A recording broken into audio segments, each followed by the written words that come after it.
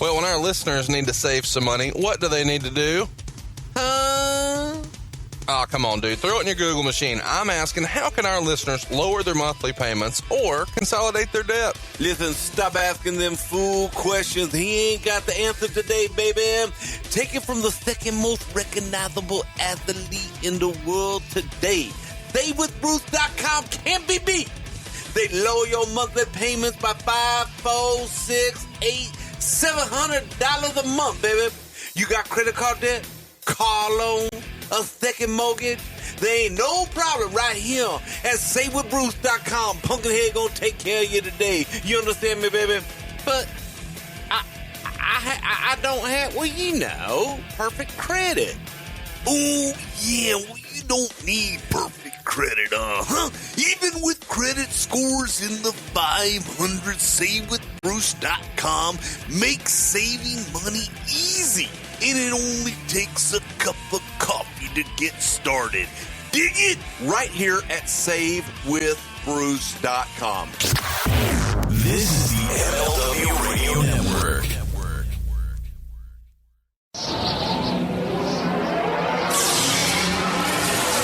Welcome to WHW Monday. Tony Schiavone and Conrad Thompson talking about the great years of World Championship Wrestling, the NWA, and Jim Crockett Promotions. And now let's go to the ring. Here's your co-host. Hey, it's Conrad Thompson. Hey, it's Conrad Thompson, and you're listening to What Happened When with Tony Schiavone right here on the MLW Radio Network. What's going on, man? How are you? Hey, Conrad, how are you doing? Hello, slapdicks all across the world. Thank you very much for listening to What Happened When on Monday, and we are certainly excited about another week. And actually, we're more excited this week because we are going to be talking about one of the great fuck-ups in WCW history. Well, WCW Uncensored. I am fired up about it. This is something I've wanted to cover for a long time. There's been a handful of shows that I thought, man, I can't wait to cover this. And it's finally here. Uncensored 1995. It won a poll in a landslide. Stay tuned to the end of today's show, and we're going to give you next week's topics. And you'll have an idea of what next week's show could sound like. But you get to decide ultimately. Just go vote. It's at WHW Monday on Twitter. That's at WHW Monday on Twitter. And you'll get to shape the show for next week. Tony Schiavone is also on Twitter, at Tony Schiavone24. And he has stopped blocking everyone, which is nice to hear. And you can celebrate that fact over at ProWrestlingTees.com/WHW. In honor of our Uncensored shirt, we have an unblocked shirt just for you. But if you're still one of the elite who did get blocked, celebrate with your very own Blockmaster shirt. It's Shockmaster inspired. But maybe it's time for Tony to go ahead and eat, sleep, block, repeat. You can pick that shirt up as well as the Great American Blocked Party. But my favorite shirt is still the sideways big gold belt that says WHW. It's positioned like you're playing air guitar. Of course, in the Schiavone household, they like that Starcade logo. My little girl is rocking that Thompson Thunder shirt. And you can go ahead and rock the Klondike shirt. That's right. Everybody knows about Klondike Bill and his penchant for kielbasa sausages. You can celebrate that. And it's just in time for Mother's Day. You can pick up the Lois Rules shirt. But just in time for this week's show, it feels kind of timely. If you've read any of the Pandemonium movie script about the life of Vince McMahon, pasta still rules, brother. Inside of that script, Tony, I don't know that you saw this, but Linda McMahon makes some sort of reference that while Bob Backlund, is the All-American boy who might, take your virginity from you. Right. Hulk Hogan might be into butt stuff, brother. Whoa. And that's right from Linda McMahon in the movie script Pandemonium, but we were way ahead of the curve on our very first Nitro episode, which is available in the archives. Pasta still rules. What are we talking about? Go listen to that conspiracy theory. It is worth a look. Tony's favorite shirt over here, it's still the Syracuse Slapdick School of Journalism. But really fitting today, it feels like the blunder years from WCW, this Uncensored 95 shirt. And by the time you hear this, there may be 4 new shirts up there. Tony, have you seen the new shirts yet? I've not seen the new shirts, but I've heard from Matt McGrath, our big buddy in Canada, who does a great job in designing these shirts. And I understand there's going to be another slapdick type shirt coming out for those of you who didn't go to Syracuse. And that should be a lot of fun to have those out. Let me tell you, I know what I'm getting you for Christmas, Father's Day, your birthday, and it's going to be these new shirts. The new one, I'm a Tom Zink guy. That's right. We all know that Tony Schiavone is a Tom Zink guy. You'll be able to pick that up. Maybe it's time that you want to go ahead and support your love of the show, but you don't really want everybody to know you're a wrestling fan. Well, we have got a shirt that looks like a fur coat with a tiny button at the very bottom. That's right. The button on a fur coat shirt is coming your way. We've also talked about Colonel Robert Parker and his jump roping skills. Well, Parker's Jump Rope Academy, established 1951. You can pick that shirt up. But maybe the bestseller, or what will be the bestseller, over at ProWrestlingTees.com/WHW. Everybody in the South is familiar with Krispy Kreme, and everybody knows when that red neon light pops up and it says hot now, it's time to pull in. Well, back in the day in WCW, everybody was looking for the hot tag. That's right. We've got a hot tag t-shirt. Hot tag, What Happened When with Tony Schiavone. You can pick all these shirts up right now over at ProWrestlingTees.com/WHW. And when you make one of these purchases, Tony, what happens? I give you a phone call you on your cell phone. I want to remind you that you're probably going to see number not available on the cell phone. Still pick it up and talk to me. And I've had some great conversations the last week, Conrad, with some great fans who love what we do, who love what you do, Conrad. You're one of the big stars here on this. I know you like to stay in the background. They love what you do. They love us, and we certainly appreciate it. We like for you to get the word out. T-shirt's a great way to do it. Love talking to you. And there's a couple of guys who have bought more than one T-shirts, and I will be calling you back another time. So I'll let you know that. So I'll be giving you a call. You said when you see Krispy Kreme and the hot now sign, it's time to pull in.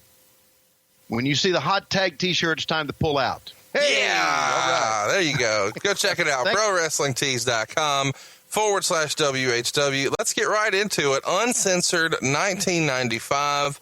But I guess before we get going here, we should kind of set the stage. We're on the heels of Super Brawl from February 19th. This had Hogan and Vader on top.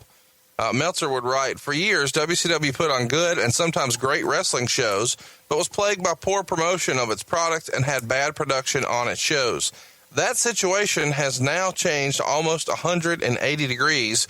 The first ever meeting of Hogan and Vader, who no doubt will go down in history as two of the top 10 stars of this era, drew a legitimate sellout of 13,390 fans, which was just over 10,000 paid for a $165,000 house in the Baltimore arena. Meltzer would write, I suspect given the strong promotion and the fact that they had the right main event, that the pay-per-view buy rate isn't going to be too far behind Hogan-Flair matches from last year, which from a money standpoint would be the number 3 on the company's all-time list. It was the first WCW show to draw more than 10,000 paid since 1989, and the third largest gate in the history of the company, only behind Flair Funk from the 89 Baltimore Bash and the Flair-Hogan retirement match in Detroit in 94. The finish of that match would see Flair, Savage, and Sting all involved, so it was a DQ. Meltzer still gave it 3 1/4 stars. And I should mention here that Dave wrote, supposedly the finish of the Hogan-Vader match was originally to be a double juice, with Nick Bockwinkel or the commission stopping the match to set up a no stopping for blood uncensored strap match. But circumstances over the past week made the company nix the idea of juice, and they went to plan B. Now, I want you to keep that in mind because that will be relevant to what we're talking about later. The original plan for Super Brawl was for both guys to get color in the main event. That's February 19th. We'll circle back to that. Now, I want to ask you, though, Tony, you were there. Obviously, the Flair-Hogan stuff had done big business. Did Vader-Hogan exceed expectations, in your opinion? Exceed expectations? As far as what the company expected from a draw standpoint. I think we were pretty confident that Hogan would draw some big money, and I think we all knew what type of performer Vader was. I mean, legitimately, Vader was a great big man. Sure, I think you would agree with that. He could move. He could do a lot of things. He was a stiff worker. sometimes too stiff. So that kind of scared everybody, even announcers. But we thought it could be because Vader had been portrayed as a super heel in WCW all through before Hogan, that we thought it would be big business. So I don't think it exceeded expectations at all. Now, I'm sure some people in there would say, yes, they did, but not for me. Let's talk about another only in WCW type story. I read a story about how Hogan appeared at Goody's 300, which was a NASCAR event, doing some cross promotion for WCW. And he's here with Richard Petty, who is a huge name in NASCAR. And he had one of his team's cars painted up to promote this Vader-Hogan match. So obviously they're pushing all their chips to the center of the table on this Vader-Hogan feud. Somewhere on the broadcast, though, Richard's son, Kyle Petty, called the organization sponsoring his father's team for the driver, Rodney Combs, the WWF. This seems like it's a kind of common mistake for the WWF because they had almost become the brand of the industry, much like Kleenex or Band-Aid or to some extent Coke. But it never ceases to amaze me that even when you guys are paying motherfuckers, they can't remember your name. How was this gaffe received by WCW? It was quite common back in the day. Yeah, we just shook our head and moved on. Nothing you can do but get to the person who was there and get to the person who set this up and remind them not only who we are, WCW, but listen, we are working from behind here as far as being the brand nationwide. Right. So you got to work extra hard to remind people, hey, guys, this is WCW, not the WWF. You really had to do that. And I'm not so sure that some people working for us, and I'm not going to blame anybody for that, really even thought about that, even knew that. And that's just lack of communication. Just shook our head and moved on. That's all you got to do. I mean, it's stupid, but you got to move on. Well, here's something fun. Just a couple weeks prior to Uncensored, Meltzer would report lots of talk over the past week regarding a possible return of the Road Warriors to feud with the New Horsemen. The new Four Horsemen would be Ric Flair and Arn Anderson for sure, and probably Steve Austin as a third member. Names speculated on this for the fourth member were Vader, Dustin Rhodes, or Tully Blanchard, the latter considered an extreme long shot. He would also suggest that WCW wanted Curt Hennig to be one of the final Four Horsemen. It wasn't the first time they wanted him, and it probably wouldn't be the last.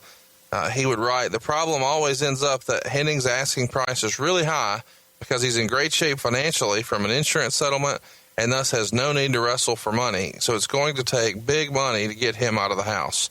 Now, this is in 95. Of course, we all remember he would come over and join up with the Four Horsemen and set up a huge angle with the NWO in the fall of 97. But we're in March of 1995 here. Do you remember there ever being any sort of serious discussion?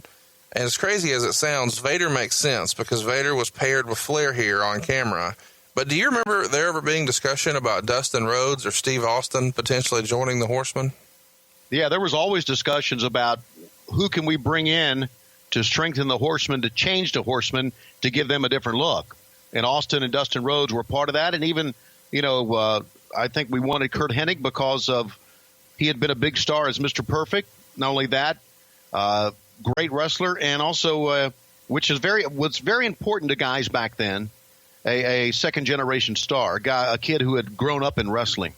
So, a kid who respected the business and appreciated the business, and we all thought Curt Hennig was that. But there was always talks about the Horsemen, because that was a big brand for us, and changing up the Horsemen with guys who could work and who were over. This all kind of came to a head the week of March 6th, and it only lasts a few days, but on March 6th, Flair is furious and says he quits.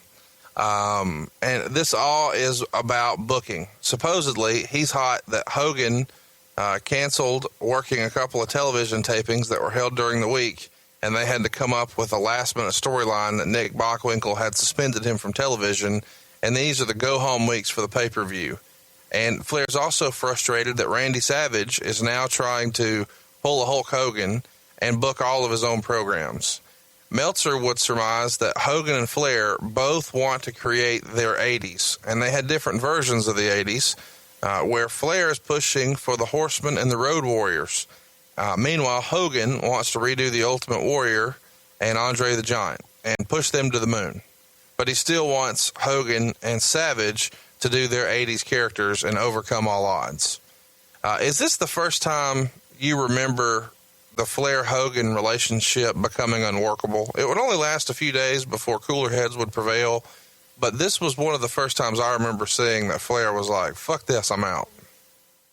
Yeah, I had known that. I think we all thought that was after the finish of Bash at the Beach, and I think we all knew that there were going to be problems when we knew that Hogan wanted to be able and was able to, through his contract, control his character and his finishes. We knew that would be a problem, and we knew that would be a problem with whomever he worked with, like Ric Flair. Now that Savage in the mix, and the word was that he's kind of basically got the same thing.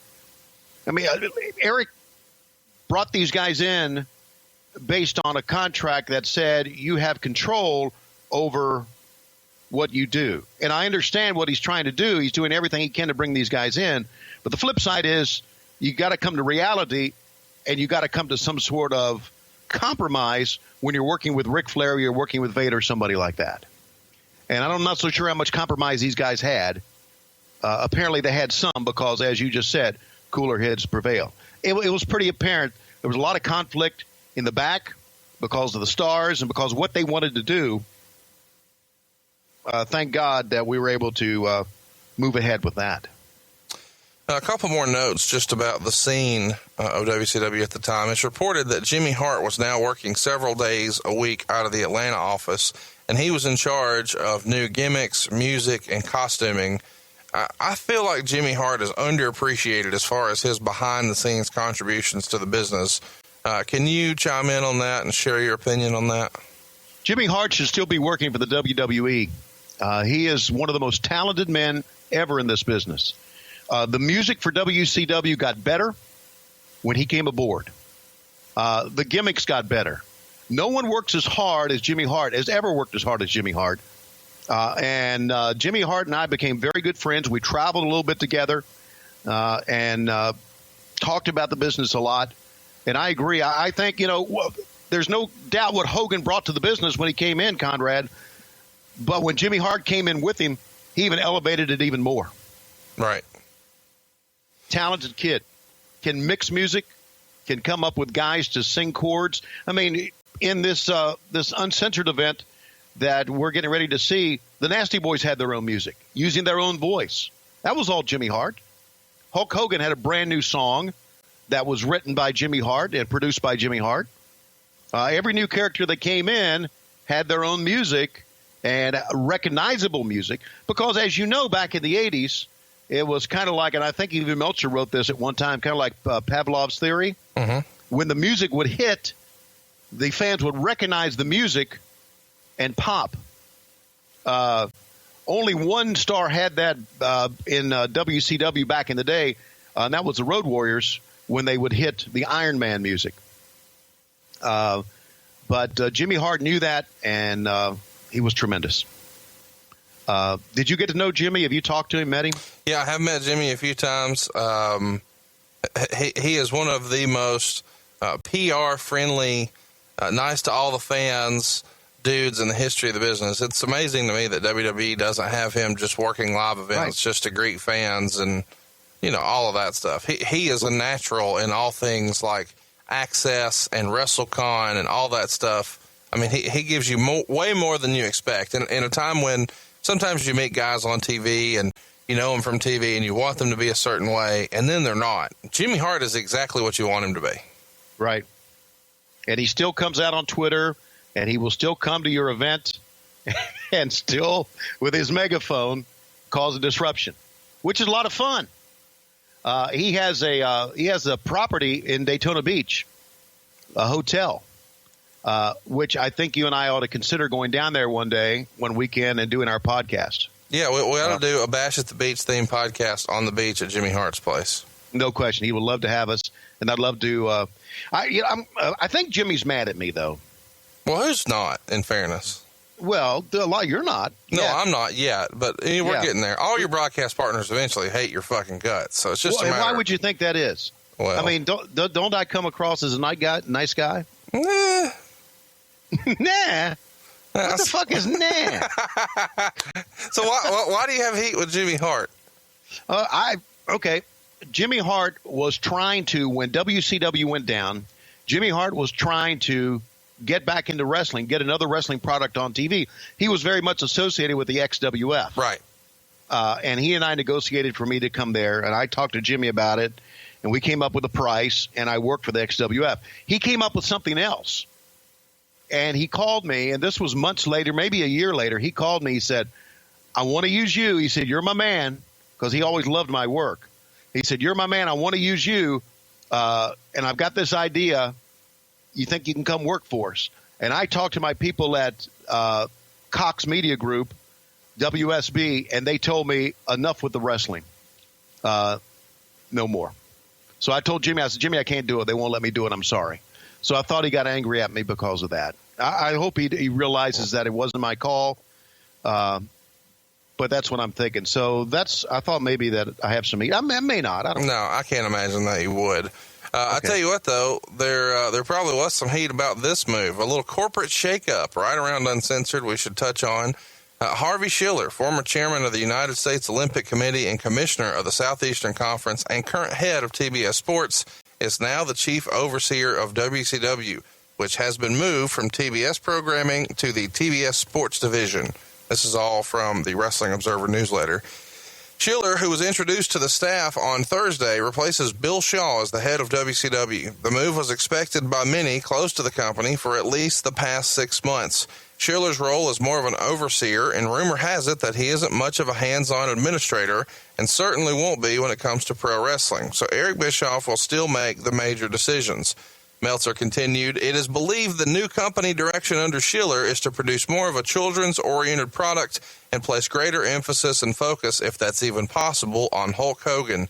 The belief is that Shiller, who was hired by TBS to clean up the huge financial losses of the Goodwill Games as head of WCW and TBS Sports, that there will be more interfacing between the two organizations.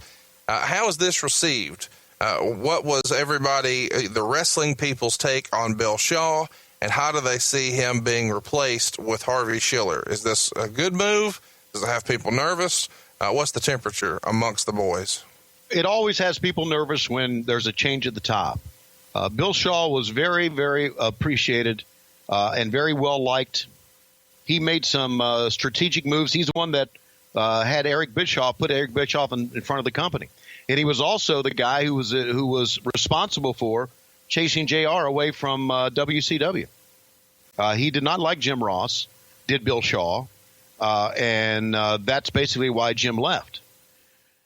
Now Harvey Shiller comes in, who obviously had worked for George Steinbrenner, as you said, worked for the USOC, the SEC, the General, and I absolutely loved it. I met with the General many times, and he was a straight talking guy, and I've always loved that from a boss. What did the boys think about it?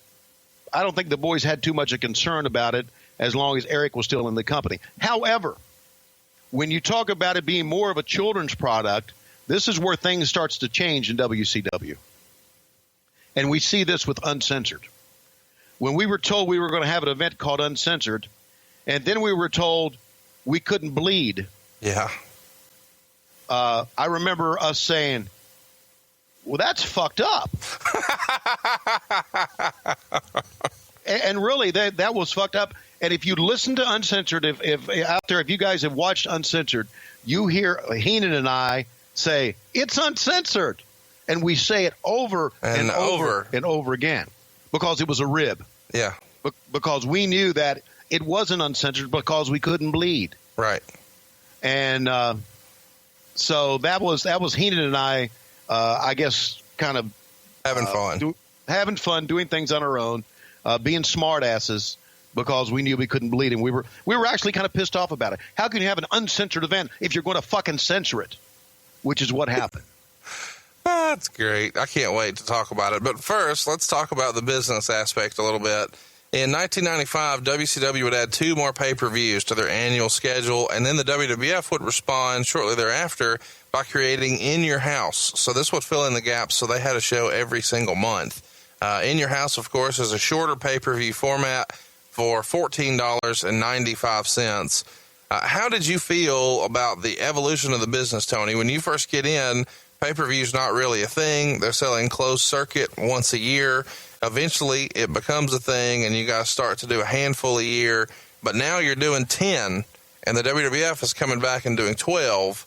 So once upon a time, there were 2 pay-per-views a year, and then there were 4, and then there were 8, and now there's 22. What did you make of this pay-per-view decision? I thought it was a smart business move, and I thought it signaled, as Eric, and I think Eric put this in his book, as Eric wanted to say goodbye to the house show business. Right. However, the problem is with making pay-per-views, you try to make them bigger than life, and therefore your capital outlay or your expenditures are much higher for a pay-per-view event than they are for a house show, because the fireworks and the settings and the TV people and everything. But it was the way to go, and of course it's kind of the way the business has gone. Let's face it, if you can't get people to stay in their homes and charge them $29.95 or whatever the ticket price was for that, you can put a lot more people watching your event sitting at home than you can put in the Baltimore arena.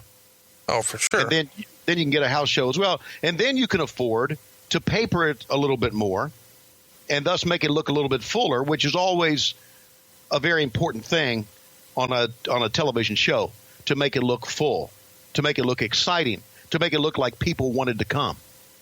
So this was the way the business was going, and this was the right move. Let's also talk about WCW increasing. This is the first time they did this for Uncensored 95. They increased the price of the pay-per-view if you buy it the day of the show.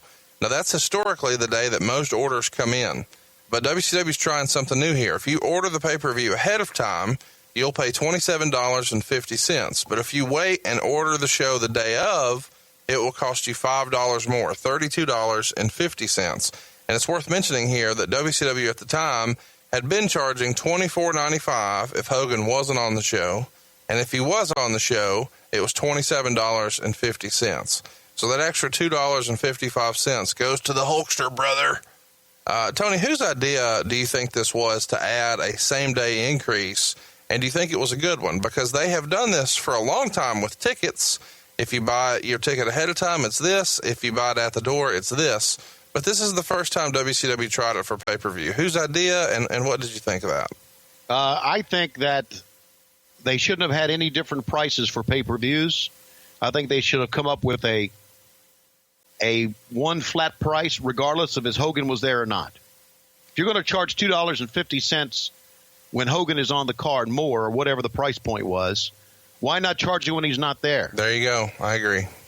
Because you're saying, oh, you're not getting everybody, so we're going to charge you less. Just make it one price, same price, even if you buy the day of. So now if it's $5 more the day of, make it $5 more 3 weeks prior to it. This was a combined effort, but Eric was always behind those decisions because he ran the company. To me, $5 is not motivation enough for me to make a commitment, but $100 off is quite a deal over at podcastmovement.com. Wouldn't you agree, Tony? I would agree, and we're getting closer to Podcast Movement. The big event comes up in Anaheim this August. It's 3 days of workshops, panels, parties, and more. And you can learn more at podcastmovement.com. And here's how you can save $100, like Conrad just talked about. And believe you me, Conrad knows the value of $100, don't you? Yes, sir. Absolutely. Damn right you do. Go to podcastmovement.com and use the code TONY. That's TONY. And you can save $100 off of registration. Now, Podcast Movement, the world's largest gathering of new and veteran podcasters or anyone looking to start their own podcast, because this will teach you, show you how to start it the right way. 2,000 podcasters from around the world will be on hand, and they'll all be in Anaheim this August for 3 days of the workshops.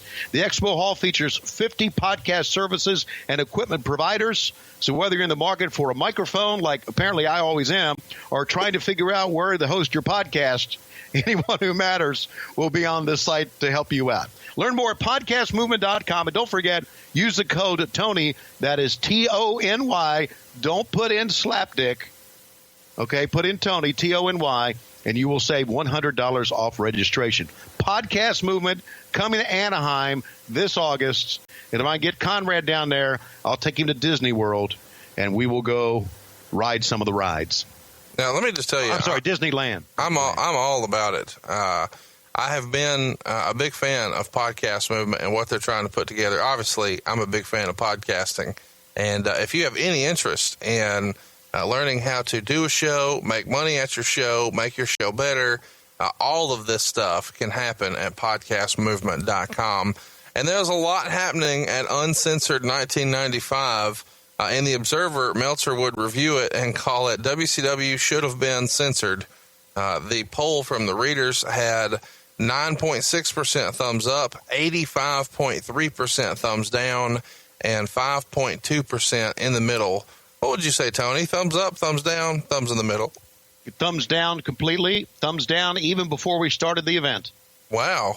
You had your mind made up right away. Yeah, because you couldn't bleed. Because we had censored Uncensored.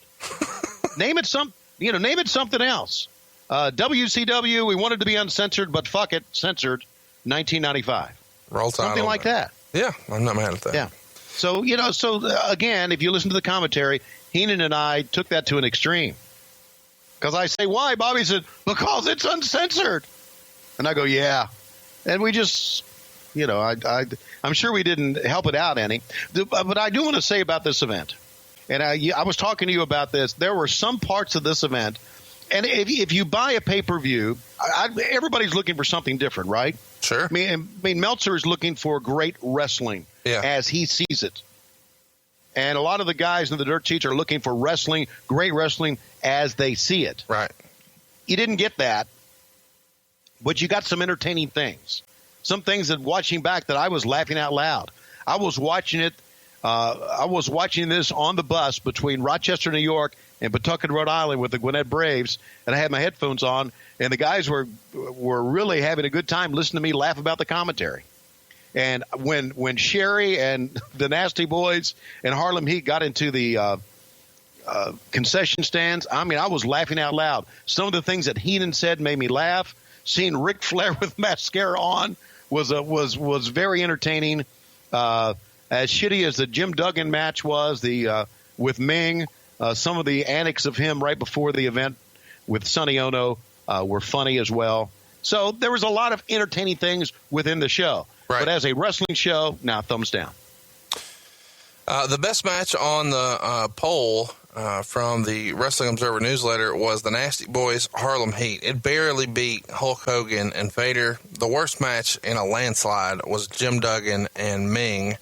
Yeah. In Tupelo, they would draw 5,782 fans. About 4,900 or so were paid. The building drew $83,650, and it was set up for 7,000 fans. So not a huge draw, but I can't help but wonder, Tony, why Tupelo, Mississippi? It doesn't seem like a place that you would want to hold a pay-per-view. Really? Well, I kind of thought it was a brand new venue at that time, a nice venue, and I kind of thought it was a pretty good place to hold it. So you thought I'm not disparaging the venue or Tupelo. I have family from there, but it seems kind of like I don't remember the WWF holding a pay-per-view in Tupelo, Mississippi. Right. And I'm sure somebody on Twitter is going to hit me and say, "No, they did. It was such and such." But it doesn't feel like it's one of the staple markets that you hear a lot of the time. It's not Philadelphia. It's not Baltimore. It's not Orlando. It's not Charlotte. It's not Atlanta. Those were kind of the staples to me for WCW, and this is Tupelo. Right. But guess what? It's uncensored. So why not? You can't always, and you and I have talked about this before, you can't always say we're going to have an event on this date and put it wherever you want to put it. Right. It doesn't work like that in booking venues. But you got to find something that's available, something that you think will sell out for you, or something that you think will look good on camera for you. They do site surveys and all that. So, it's easy for us to say, boy, this was the wrong decision. But in not trying to defend Gary Juster or Zane Bresloff or even Eric, you can't always pick the one you want. And this probably worked out the best for him for this date. So there. And how about this? It was a success. Meltzer would write, estimates are that Uncensored did a .96 buy rate, which would make it the biggest money show in the company's history because of the increase in price. It would be a $2.84 million gross. Hogan's share of the show would be about $725,000. For all the knocks that Hogan is killing the company, the facts are he's bringing in more money than they've ever made before. You can question much about him, and it's all valid, but that's the price you pay for getting someone who can double your buy rates.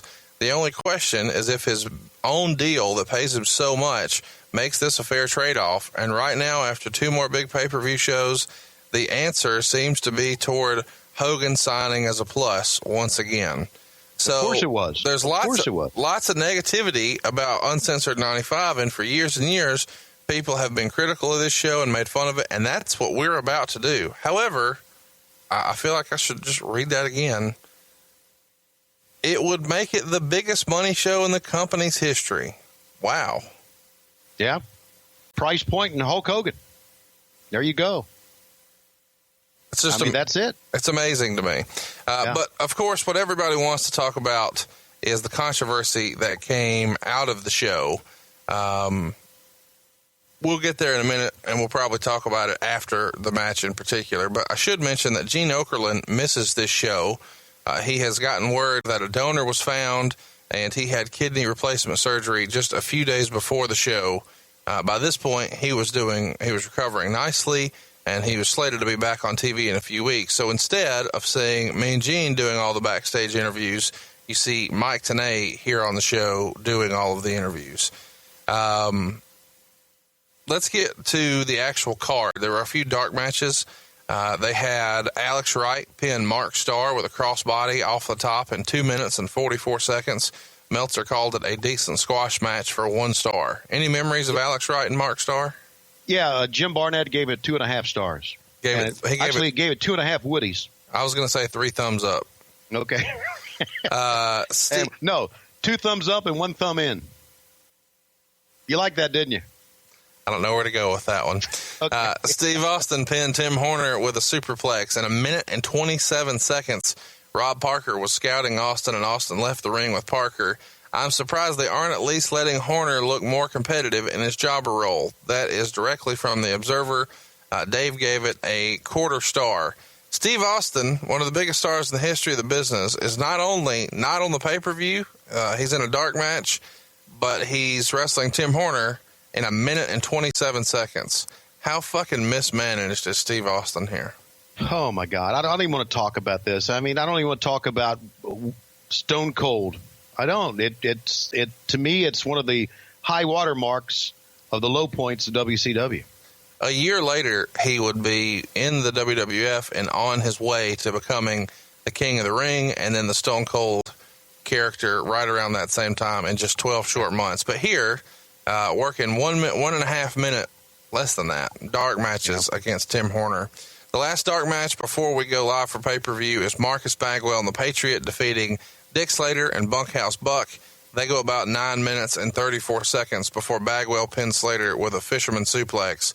After this, Vader does an interview where he comes out with Jimmy Hart's jacket, and the storyline for the rest of the show was that Jimmy Hart had disappeared. And also prior to the pay-per-view kicking off, they do a taped interview with smoke in the background saying that his ultimate surprise is the Renegade. And it wasn't the Ultimate Warrior.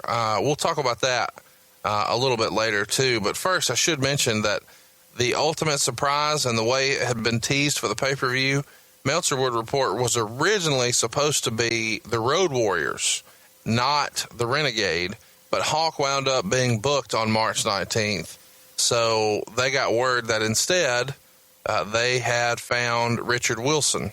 We'll talk about how all that comes about. But do you remember the original plan being that the Road Warriors would be in Hogan's corner instead of the Renegade? I thought they were trying to get the Ultimate Warrior. Yeah, that's exactly right. So the concept here, according to Meltzer, is they tried to get the Road Warriors, and the Hawk was booked on March 19th. So instead they pivoted and tried to book Jim Hellwig, and Jim wanted $2.5 million. WCW would balk at that. Yeah, I guess so. So instead, this all comes about. I guess we can talk about it right now. We'll talk about the Renegade. Wilson grew up in rural Georgia and was best friends with a Georgia independent wrestler named Mike Servich. He received some minimal training from a former wrestler out of Columbus, Georgia, named Jerry Oates. And then eventually Wilson would move to the Boston area, where he worked as a part of a stripper show called Men in Motion. While he was doing one of his strip dances, he met an independent promoter / karate instructor named Dick Byrne at one of his strip shows, and the two struck up a conversation. When somehow Byrne comments that Wilson looks like the Ultimate Warrior, Wilson tells him he trained with Jerry Oates. Immediately, Byrne wants to book him and suggests that they stay away from the Warrior gimmick, instead helping Wilson create a Tarzan-style character called Rio, Lord of the Jungle. Now, of course, Byrne sees money in him because he has a good physique. The women are going nuts for him. He knows how to bump. Why would we not create a character for him and put him on my independent shows? But they quickly find out he doesn't have a lot of ring skill. So they book him in short matches because he's just limited in the ring. Fast forward now, that is 1992 when all of that starts to happen. 95 rolls around. Hogan wants to bring in the Road Warriors. Hawk is booked. They pivot and try to get the Ultimate Warrior in. Hellwig asks for $2.5 million a year. WCW passes, and somehow this gets out. And a New England indie promoter named Wendell Weatherby used to be Hellwig's driver when they both worked for the WWF back when Warrior was on top. When Wendell hears this, he suggests to Jimmy Hart, hey, you guys should talk to this kid, Wilson, who's working indies in Boston named Rio, Lord of the Jungle. So when WCW comes calling, Wilson didn't want to take the deal. He was adamant he didn't want to do a Warrior gimmick, and that was because Byrne had convinced him years before that the fans would shit on him for being an imitator. So stay away from the Warrior gimmick, and instead they created this Tarzan gimmick, Rio, Lord of the Jungle. It's worth mentioning, while he was working that gimmick, Wilson did meet Hellwig at indie shows, and they had no issues. Of course, later that would not be the case. Anyway, in the end, as we all know, Wilson took WCW's offer. They brought him in for TV to build up this Uncensored show, and after his appearance at the pay-per-view, WCW signed him for $150,000 a year. Of course, WCW was doing everything they could to convince the audience that this was the Ultimate Warrior, down to the hair, the gear, the music, the mannerisms, etc., the no-selling, the dancing, the whole thing. Even when Hogan called him the Ultimate Surprise, they were trying to make you think that that's what this is. And, of course, he's saying he needs someone in his corner because Vader is going to have Flair in his corner. Flair can't wrestle because he lost a retirement match, so he's just, in Vader's corner now looking for revenge against Hogan. Wilson's tights have RW on them because his original name was to be the Renegade Warrior. But when that gets out, the WWF threatens legal action, and they let him use the tights because he says, well, that's my real name, Richard Wilson, but they just call him the Renegade. And that portion of the name is based on the popular TV show at the time from Lorenzo Lamas. So that's kind of how we get to the Renegade.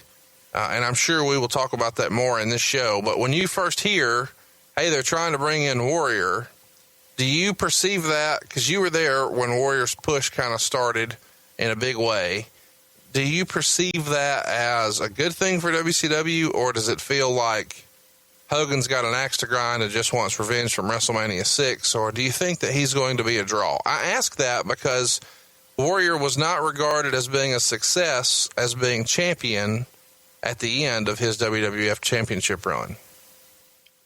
Yeah, but Warrior and Hogan at WrestleMania 6, I thought had a very good match. Sure. Because of the finish and Pat Patterson set up that whole match, and they both really worked it, I thought, to perfection. I thought it was one of the better matches, world title matches Hogan had, even though he lost it. I don't see it as – was there a thought out there that Hogan wanted revenge from Warrior to get back at him for losing that match? Really? Yeah. Really? Yeah. Wow, that runs deep then, doesn't it? Resentment runs deep. I thought bringing in the Warrior we got Savage, we got Hogan, we got Jimmy Hart, we got Hacksaw Jim Duggan. Why not give the Warrior a shot? Although I did not know how far we'll be able to go with it, and as a result, it was a popcorn fart, as you know, with us. But I think Dick Byrne was right that trying to do the Warrior gimmick, the fans would shit on it. I think the fans, when the Renegade Warrior came running out, I think there were a lot of fans popped thinking that was the Ultimate Warrior coming out. But as a result, it looked like exactly what it was. A ripoff of the Ultimate Warrior, and it looked pretty shitty. Why is there so little creativity within WCW where, they want Jim Duggan to still carry the 2x4. They want Jake Roberts to still carry the Snake. They can't call him the Big Boss Man, so he's the Guardian Angel. We can't call him Earthquake, so he's Avalanche. Why is it just, hey, let's just make it a shittier, dumbed-down version of what they were before? Why is there no interest in trying to create something new and instead just recycling some old shit? The thought was recycling old shit was, I guess, easier and better because of the success that they had, these stars had in the 80s with the WWF. I can't defend it, but you're exactly right. A lot of times in WCW, it was just recycling shit. Just recycling, just trying to go back and take advantage of the old days. And the old days being the 80s, even the late 70s. That's what they tried to do. And that was one of the reasons we went downhill. Do you remember, can you tell us anything about the Renegade in real life? Meltzer would write that he was quiet at TV tapings, kind of kept to himself, and didn't appear to be close to anybody. Obviously, we'll talk about in the future that he had wins over Steve Austin, Paul Orndorff, and Arn Anderson probably well before he was ready, and maybe he never was ready to go over those type guys. But do you remember anybody kind of having heat with him? I mean, essentially, he's just doing what's been told. No, he was a very nice, quiet young man, and exactly, I felt the same way. Was put in a role that he wasn't ready for, but how do you turn down $150K a year? Sure. And when the bookers say you're going to go over, what are you going to say? You know what? I don't think I should because Paul Orndorff has been a great performer all his life. You don't do that. Because the more push you get, the more money you think you're going to make. So he was in a tough spot here. And I'm not so sure he had heat with the guys. I think maybe the booking committee had heat with the guys because of this, or the bookers had heat with the guys because of this. But, yeah, he was in a tough spot. But you're right. He stayed to himself. He was quiet, and I had no problems with him. Well, let's go ahead and have some fun. What I want to encourage everyone to do right now is pull it up on your network. This is what you were hoping for. Go ahead and go to the very beginning of Uncensored 95. And if you're doing it on your computer, like I am, it actually just pulls up at 2 minutes and 23 seconds. So if you'll go ahead and start it at the very beginning, which is 2 minutes and 23 seconds, Tony is going to take you back to your childhood here for the rest of the show. And we're going to call some of the fun craziness that was Uncensored 1995. So by now, hopefully you're ready. Tony, are you ready on your end at 2 minutes and 23 seconds? I'm ready. Hit play now, everybody. It's WCW Uncensored. Some of the greatest wrestling matches in the history of bullshit will be happening right now in Tupelo. Yes, sir. We got a King of the Road match. There are no rules. And by God, there's going to be blood, and people will be fired because of it. Sting with a strap. He wasn't in a strap match.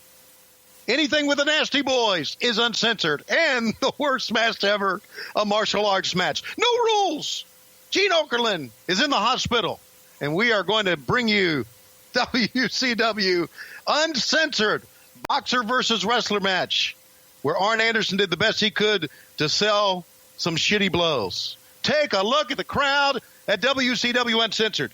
And I'm Tony Schiavone.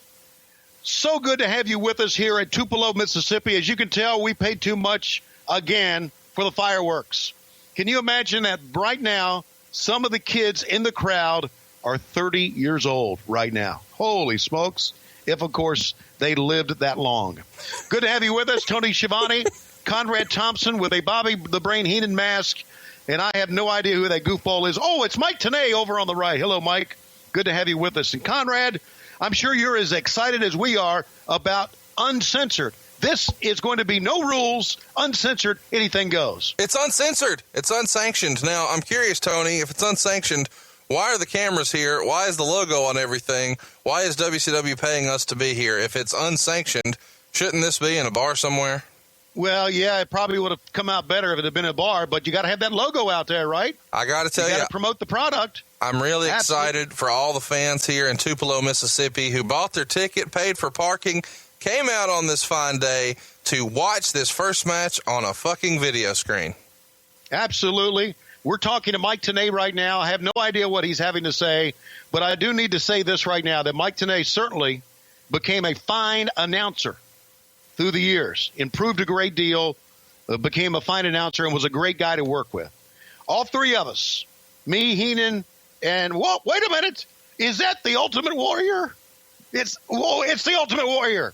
Oh, my God. Would you take a look at this guy? Does he have a fanny pack over his junk here, Tony? I think he does. And notice that was the first thing that Conrad looked at.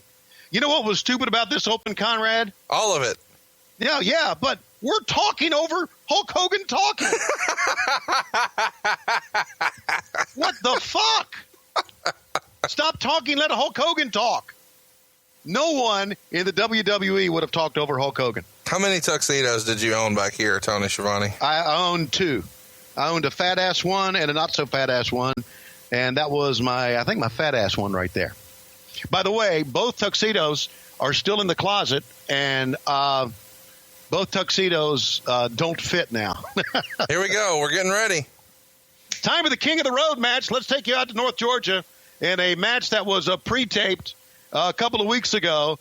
And what you're seeing right now is one of the biggest clusterfucks ever. Not because it is a shitty design and a shitty set, but with cowboy boots, you can't stand. You see, you can't stand up there to try to pull the lever and the horn. Dustin Rhodes and the Blacktop Bully. A couple of things about this match that you fans may not know. We were in the no blood mode of WCW. Mike Graham, who was the agent for this match, did not know that. So everybody juiced. Then the guys had to come back and edit around all the juice. So this match was absolutely almost an impossibility to get on the air. The irises were down, and they had to up the irises later. As you'll see, it looks like that they're wrestling here in twilight before dark, and then all of a sudden it looks like they're wrestling in the middle of the day. So in many ways, this was a complete fuck-up from a production level, from a booking level, and because of this, and you know this, Conrad, as well as I do, three very good performers got fired. Yeah, so one of the things I've been curious about when I watch this back is, where did you guys source this truck? Who's responsible for sourcing the truck and the props inside? David Crockett is. This is all David Crockett's. When there's something like this, and we paid for a fucking helicopter. That's what I wanted to ask. They call this the WCW helicopter, but they've obviously rented a truck. They've rented a helicopter. It looks like they've got police escorts in front and back. They've got a truck on the side. They've got cameramen in the truck that's running in front of them that's pulling this load, and then they've got cameramen in the back of this truck. It looks like a total of maybe 4 slap dicks in the bed of that truck. Who are these folks who are shooting this? Because it seems like there is a crew between the helicopter, the folks on the 18-wheeler, and the slapdicks in the truck bed. Bill Tinsley's a part of this. Great guy, great cameraman. Neil Pruitt is a part of this. I'm sure Keith Mitchell is involved in this as well. And we had some other guys involved in it that were not part of our WCW regular crew. But I think what the guys, fuck is Barry Dorso doing right? What is Blacktop Bully doing right now? Okay, looked like he was trying to take a shit in the hay to me, but he just fell down. You know, there's another, as you continue to ride around North Georgia, there's another part of this that you don't realize, and that these two guys could have fallen out of this fucking truck and died, which would have probably made for good TV, but wouldn't have been good for their families. I didn't understand why the guys would try to climb up the side as if they were trying to get out and go over. I also don't understand how it makes these guys look like super duper athletes when it appears as if they can't climb a fence. Yeah, they can't climb a fence, and you're going to see a couple of real great bumps here in just a minute on bales of hay.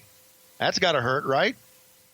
So, again, David Crockett is responsible for this, and David had a lot of responsibilities, and I thought the look of this was not bad. Oh, my God, a bale of hay. How dangerous is that for those guys standing in the back of the truck bed, standing up, doing 50 miles an hour here, shooting? Wow. They're trying to climb up the side, Conrad, because I think that's the best, because of where this horn was positioned.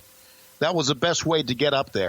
Whose idea was it to have guys wrestle in a tractor trailer and the winner be the one who blows a horn?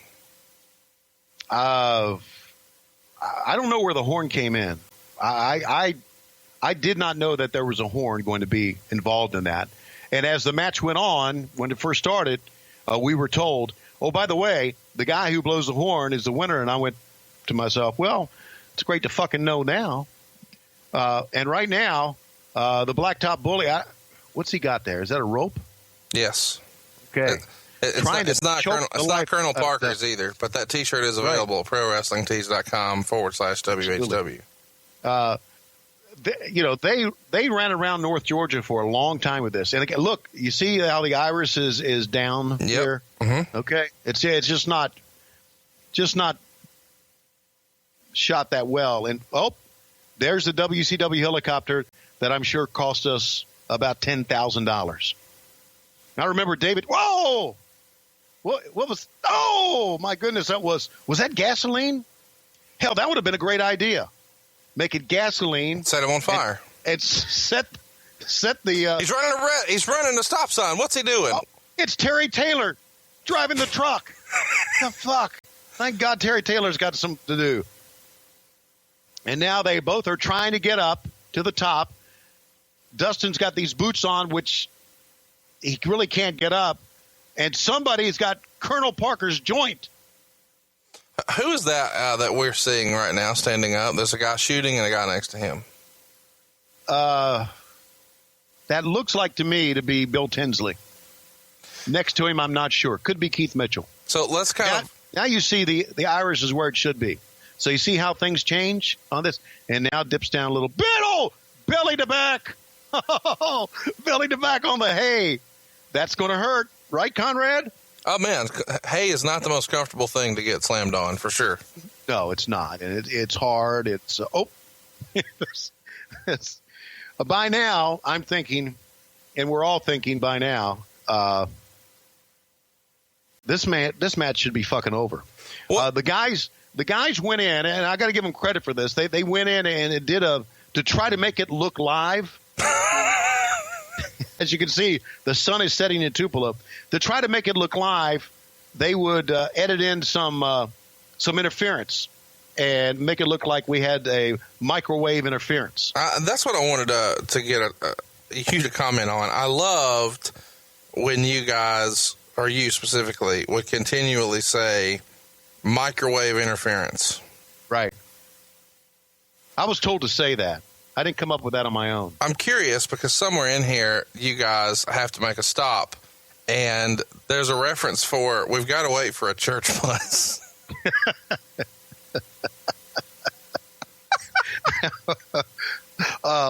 Notice how, oh gosh, this thing.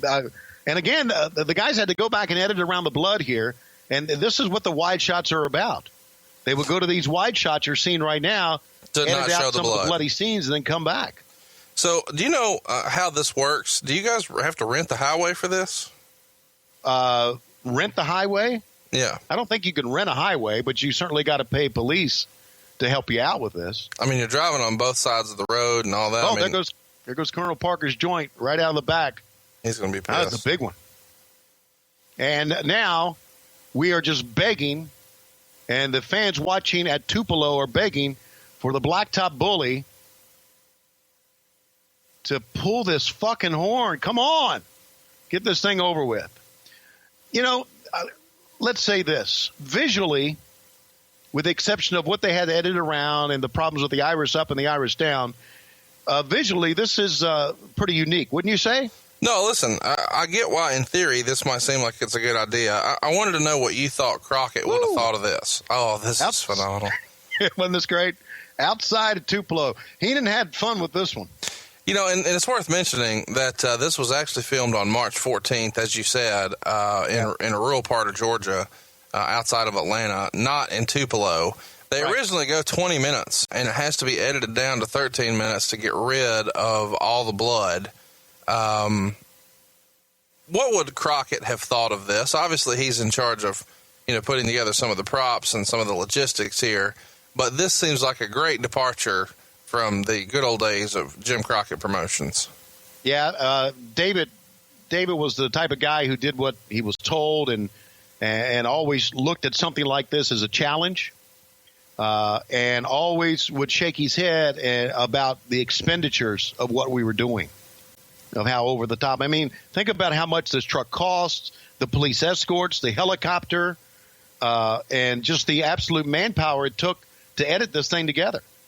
I think you need to give a pat on the back to the guys who did all the post editing on this. I thought it was well done. We got to wait on the church bus here. Right. I was fed that line. I know I'm blamed for a lot of bullshit, but I'm fed the microwave line. And I'm fed the church bus line. I'll take credit for a lot of bad shit that I said. Again, Terry Taylor, does he have a beer between his legs? Hope he doesn't. Can't drink and drive. And what's the purpose of the shot inside of the truck? There's the church bus. And there's the microwave interference. Told you. So is somebody in the helicopter trying to heat up a burrito? Where's this microwave interference coming from? Well, the microwave interference is coming from the signal from the wireless cameras to Tupelo. Oh, he just destroyed his little smash member. He crushed it. Oh, did he ever? Little Blacktop Bully will never be the same. He demolished it. My goodness, Dustin. Now and as watching this match, I'm thinking, if the truck takes a wrong turn or takes a swing to the left, and as you can see, the truck slowed down a great deal here. These guys can fall out and kill themselves right here. Absolutely kill themselves. And obviously, the guys in the truck shooting are telling the driver they're up on top, no false movements. But absolutely, you never know. You can hit a pothole or something like that. And this is just okay, fans. You understand as well as I do, and as well as Conrad does. This, in theory, sounded good, but it ended up being a clusterfuck. There's some more microwave interference. What did Bischoff think of this idea? Obviously, he greenlit it, but yeah, I think he thought exactly. Well, I know he thought exactly what we all thought, that it was a good idea in theory, but it ended up being a clusterfuck. Is this truck headed north to New York right now? Because we know that Darso would like to be back there as part of Demolition, and this. Dustin Rhodes was so embarrassed by this that he painted his face for the rest of his career and actually went to being a little androgynous cross-dressing there for a little while. Right. Well, he'd rather do that than this. Yeah. So we're saying that this match is the beginning of Goldust, right? This match is responsible for Goldust. Without this match, Goldust may not exist. I'm not so sure about that. Again, some more water. putting Dusty in polka dots and dressing Gold Dust up, or Dustin up as Gold Dust, was just, again, Vince's way of, laughing at the Rhodes family. And in both cases, he got it over. Boy, did he ever. How about that? How about that? All right, it's about time for this match to end. Again, the object of this match, I've been saying that for 10 minutes now, haven't I? Yeah. The object of this match is to go up and blow the horn. And to be honest with you, here's one of the things that about this match that probably happened.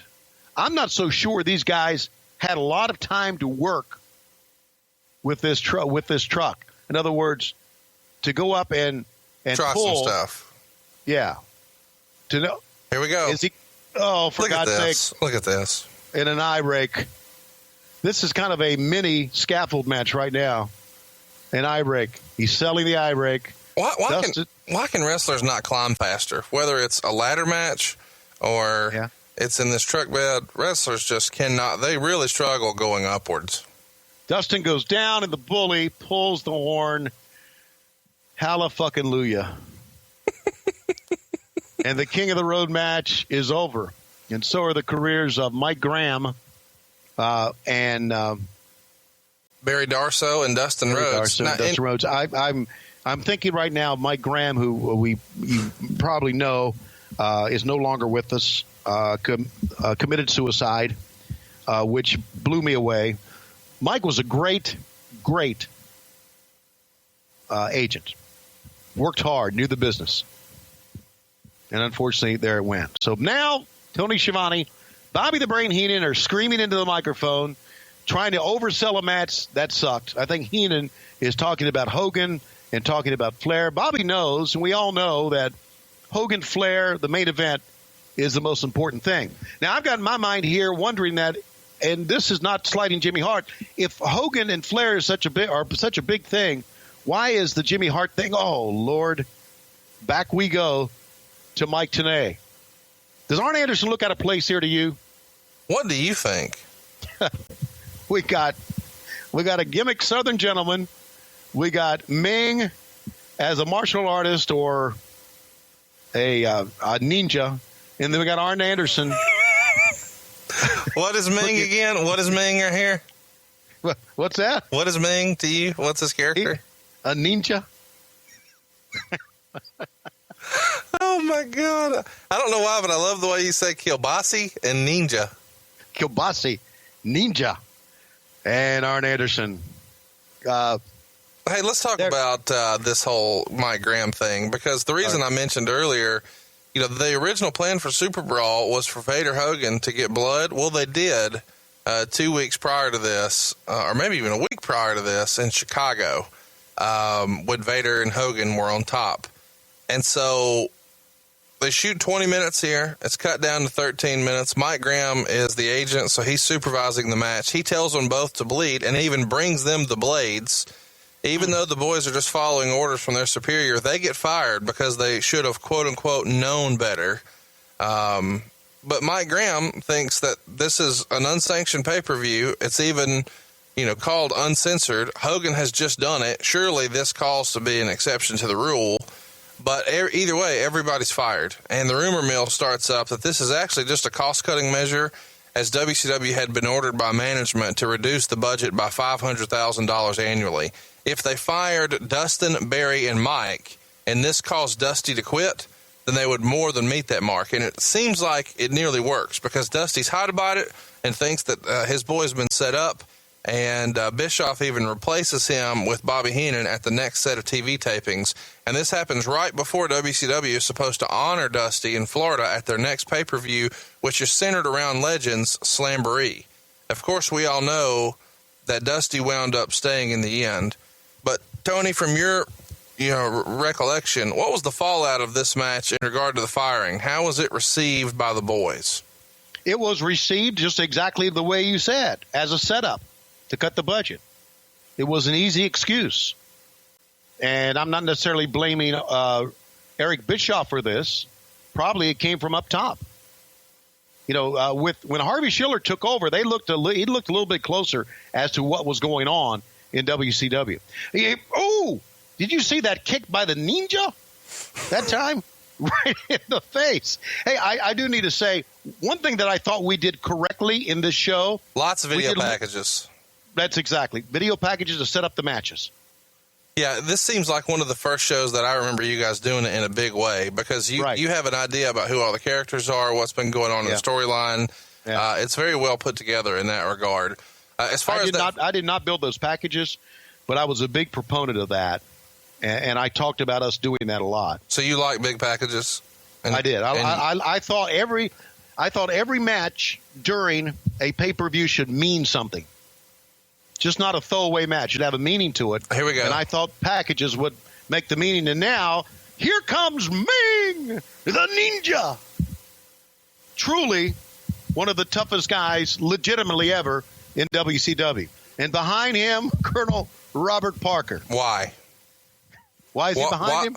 Of all the people, why would a Southern plantation owner be managing a ninja? Well, he was the greatest promoter ever. That's what we said. Is Ming your favorite Samoan ninja ever? Ming is my favorite Samoan ever. And ninja? Ming may be one of my favorite wrestlers ever. I remember saying at one time that if I ever took over WCW instead of Eric Bischoff, if it had been me getting that job, and thank the Lord it didn't happen, that I would have hired Ming to be with me everywhere when I negotiated contracts with the boys. And here he is coming in to this martial arts match. Now, when I think martial arts, I think Hacksaw Jim Duggan. Don't you, Tony? Exactly. If you're wondering why Hacksaw Jim Duggan is involved in a martial arts match, then my answer is I don't fucking know either. But here he comes, and there's no question that Jim Duggan, who now lives in the beautiful state of South Carolina, really gets fan reaction. No denying that. Not one of the greatest workers in the world, but look at the fan reaction he gets out there from the fans. They really milked the beginning of this with Sonny Ono and bowing and all that bullshit. And I guess they were trying to get some time out of it. But take a look at the Tupelo Coliseum. Pretty damn good, right? Well, that's a word for it. To me, right. Hacksaw Jim Duggan here reminds me of Ray Jackson from the movie Bloodsport. Donald Gibb is the guy who played him, who was in the Revenge of the Nerd movies. But when he's trying to do we got to talk about Sonny Ono here. Yeah. This is before we see Sonny Ono, the heel manager. I'm just going to be quiet and let you do your thing, Tony. My apologies. What's that? I'm just going to lay out and let you do your thing here. This is fucking gold. Duggan using that 2x4 as, well, he wants to chant USA. Go ahead, Conrad. USA. USA. USA. USA. Yeah, baby. That's what I'm talking about. The chant of USA from Conrad Thompson. All right, here we go. Now, remember, a martial arts match is a little different than most fans. First of all, they got to come in and they have to bow to the referee. Bow, dumbass. And then you've got to bow to your partner. But Hacksaw wants to chant USA. Now, Colonel Parker's going to get involved in this. Do you see what Colonel Parker just said to him? What did he say? He pointed and said, "My dick is bigger than yours." Oh, my gosh. That's right. And actually, my dick is bigger than Sonny Ono. But Hacksaw will have none of it. USA, USA. And here, please, for God's sake, bow. All right. Here we go. Well, shit. Hacksaw doing a little sumo preparation here. Yeah. Still refusing to bow. Loose. All right. They bowed. Again, don't forget, fans, this thing is uncensored. Oh, my gosh. Hacksaw's bowing to everybody. All right. Thank God we'll get this match started. Hacksaw, bow to the master. Thank you. Who booked this shit? Oh, God. All right. Well, you know what I would do right now? I just throw his ass out and get to the next match. Why is Sonny Ono letting this go as long as it is? Why isn't he just starting the match? Yeah. It's part of that. Okay, he bowed. Oh, good. He bowed. Thank the Lord he bowed. And now he's got to bow to his opponent. See, Ming did it. Do you think there's some sort of learning disability here? I don't know. I think Hacksaw's trying to stall. So if they told him he's got 9 minutes, what's he going to do? He probably knows one karate move, and it's Ralph Macchio's. The crane? Yeah. Yeah. Oh, he bowed, and Ming took the cheap shot. Oh, that ornery son of a bitch. Right in the kisser. And now Duggan's going to lay on the carpet for about 3 minutes. Pin him. 1, 2. Oh, great job of counting there by Sonny Ono. You know, Sonny was a great karate champion at one time, martial arts champion. And he was good. Through the hands with Eric Bischoff into the throat. Hacksaw comes firing back with right hands. Ming, not selling shit. Right hands to the side of the head. Kicks him again. Oh, into the throat. And what the hell's Duggan doing?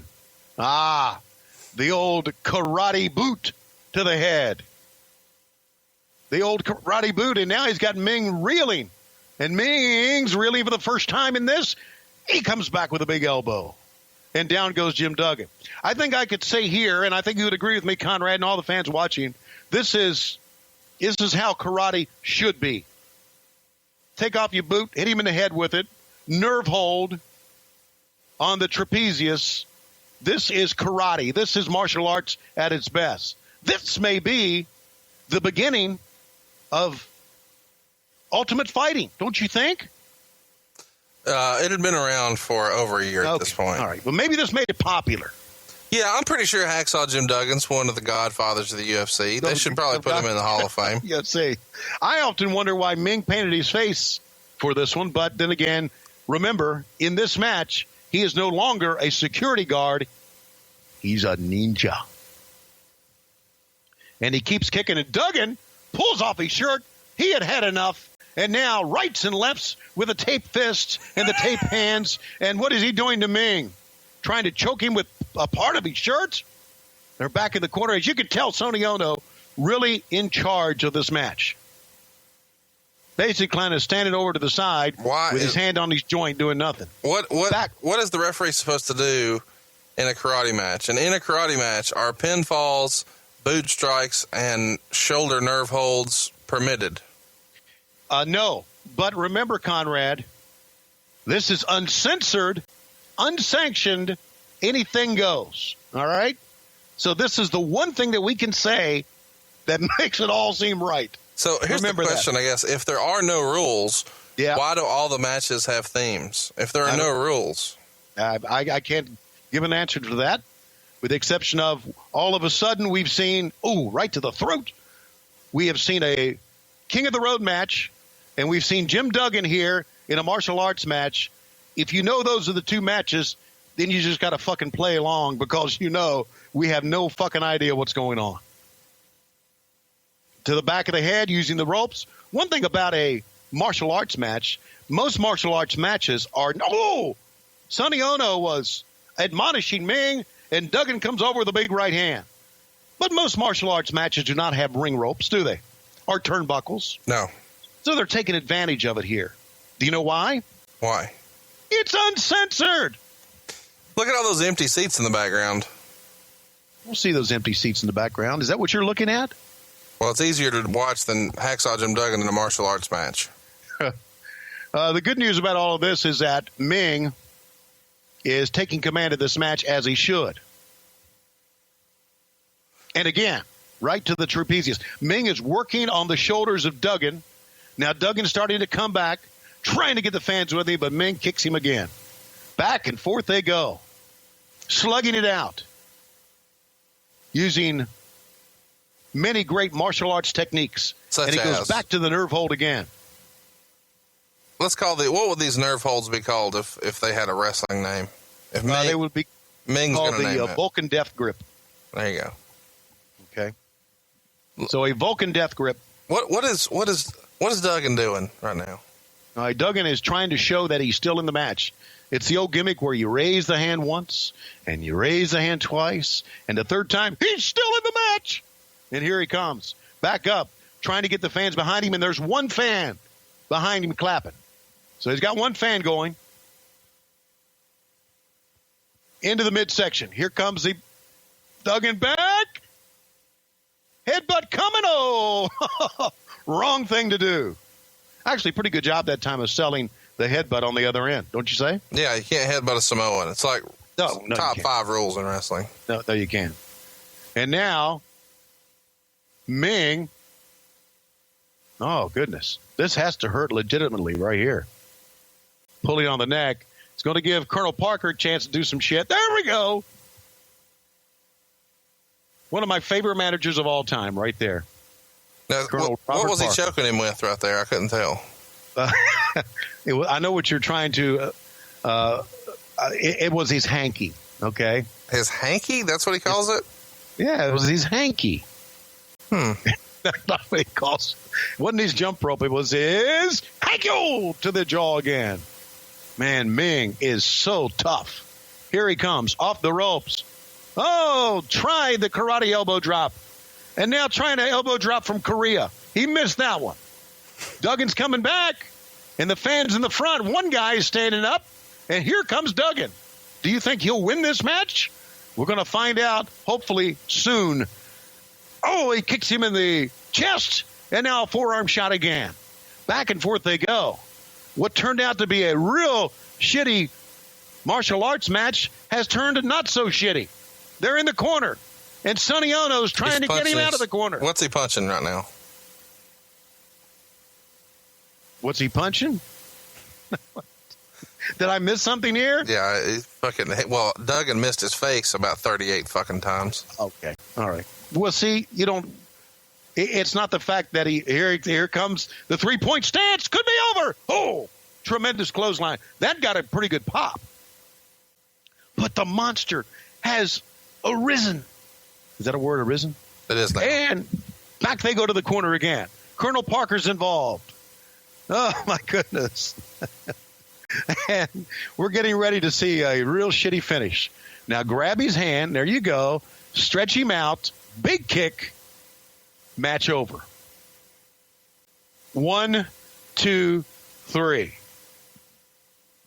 Thanks to Sonny Ono and Colonel Robert Parker, Ming, the Merciless, wins the martial arts match.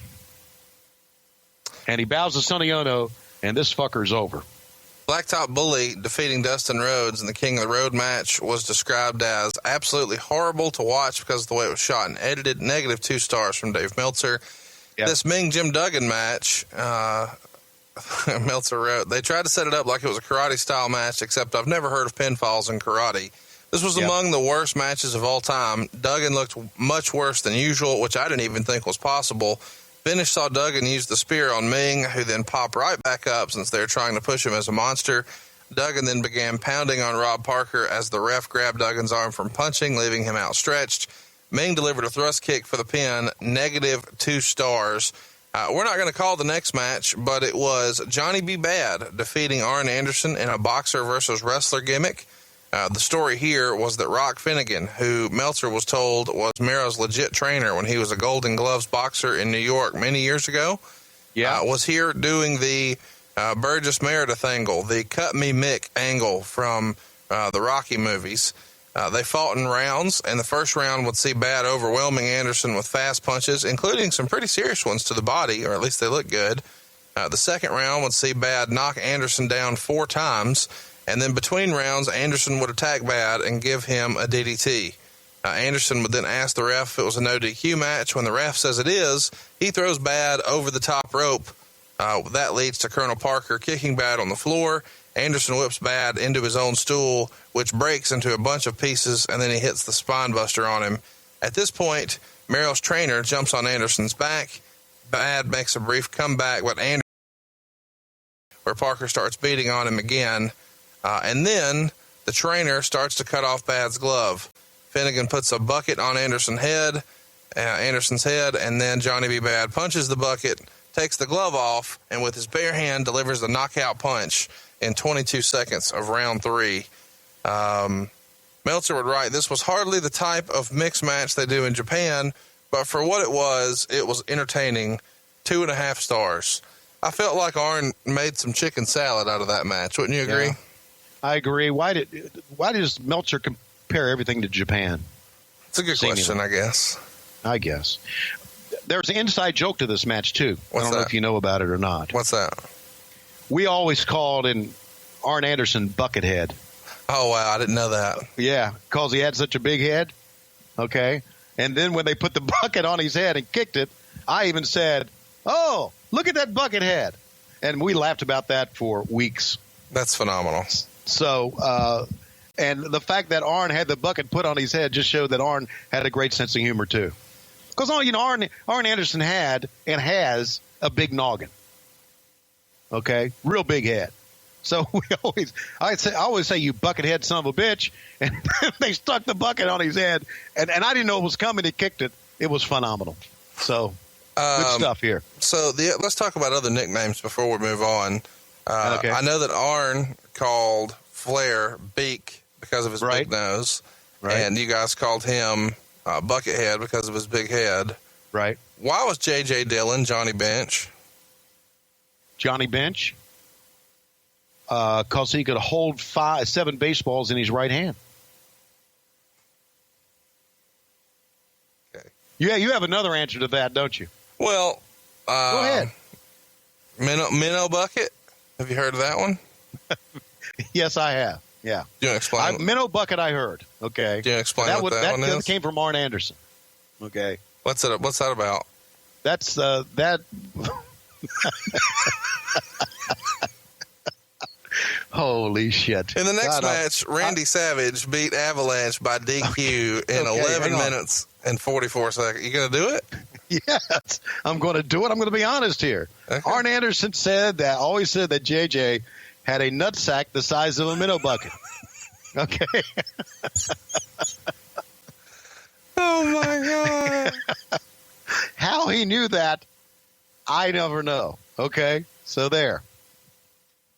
The older you get, anyway, you'll find out one day, kid. They do have a tendency to drop. I was told that you could that if you had a short throw projector, you could show a movie on it. See that, and that's why I never dressed in the. That's why I never changed clothes in the dressing room. You had a freakishly large bag. No. I mean, the term button on a fur coat would have been used back then quickly. Okay. Roll Tide on that. All right. So let's go ahead and have everybody go to one more thing that we want to cover here. And I'm going to encourage you to go ahead and cruise over on your WWE network to 1 hour, 6 minutes, and 44 seconds. That's 1 hour, 6 minutes, and 44 seconds. You're going to be glad that you did. 1 hour, 6 minutes, and 44 seconds. While you're taking a minute to get there, let me tell you about the match that we're going to be seeing. It's Avalanche and Randy Savage. Meltzer would write, Avalanche, who looked terrible, dominated most of the way. The match had no heat. Avalanche missed a splash off the middle rope, and Savage did his double sledge off the top to the floor. And we will pick it up right there. Rather than me tell you what else is going to happen here. So 1 hour, 6 minutes, 44 seconds. Tony, are you ready? One. I'm ready. Let's hit play. The Macho Man Randy Savage up top. Avalanche rolling out. Oh, my God, Savage is going to come from the floor. Double axe handle on the top of the head of the big Avalanche. And Savage, the wild man as he is, on the hell? It's Lois! My wife is snapped! Well, it can't be Lois. The boobs are not big enough. Who is this woman? Who is this? A woman has come out of the stands, and Doug Dellinger is nowhere to be found. What the hell is going on? Wait a second. Let me just tell you, Miss Elizabeth looks like shit, but she can throw a knife edge. She's really let herself go. Oh, my God. Has she ever? Rolling in, the Macho Man Randy Savage. You can hear the woos in the stand, Conrad. Not fooling many people, because that woman has got a beak. Yes, it's the nature boy Ric Flair. In high heels. In high heels. With eyeliner on. And painted and fingernails. He is digging this, man. He is absolutely digging this. Now he takes it off. Look how he looks. Avalanche with a big avalanche drop. Did anybody have a problem letting John Tenta teabag him? Here comes Hulk Hogan. Nobody's going to be cross-dressing in my ring, brother. Pasta still rules. Absolutely. And now look at Flair. My God, he's got eyeliner on. And the bad thing about this is he looks like he's enjoying it. Look at him. Holy shit. Is it a wonder that Flair was pissed off and tried to quit this same month? You know Flair as well as I do. He's fucking nut. Look at Hogan. What have I done? I used to be at WrestleMania. Now I've got Ric Flair in high heels. Yeah, but you know what? The fact that I'm going to get a check for $750,000, what the fuck, right? Yeah. Yeah, absolutely. What would Flair's... if Flair decided to pull a Caitlyn and he was going to become a woman... Yeah. What would Flair choose as a name? You know, if Jenner picked Caitlyn, what do you think Rick would pick? Let me think for that for a second. As he makes his way out, and you know, he at his age now, he'd be fucking ugly. I mean, I thought you thought he made a good-looking woman here, though. Well, yeah, kind of. I thought Bruce Jenner made a pretty good-looking woman too, didn't you? Hello? You're not going to answer that, are you?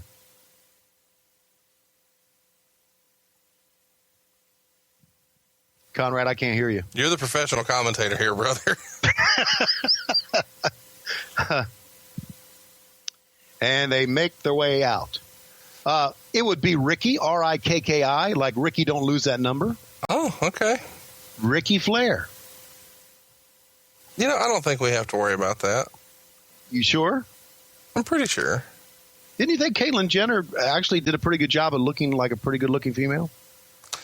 Next up, we would have Big Bubba Rogers pin Sting in a major upset in just under 14 minutes. This was a solid, well-worked match with a basic storyline. Sting blew out his knee bad early, doing a leapfrog that didn't clear Rogers, and Rogers worked on Sting's knee for several minutes. Sting would make a comeback, doing several hot moves, but always selling the knee.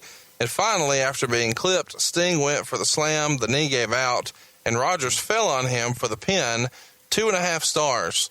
Talk to me a little bit here about the positioning of Sting. It feels as if Sting was kind of the flag bearer for WCW for a long time, but now that Hogan's here and Macho's here, at best, Sting could probably hope to be in the number 3 position, but doesn't it feel like he's being pushed down just a little bit with the insertion of the Renegade?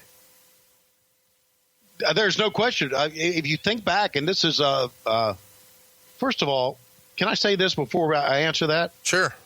Bruce Jenner was a nice-looking man. And I just think that he did a good job of transitioning to Caitlyn.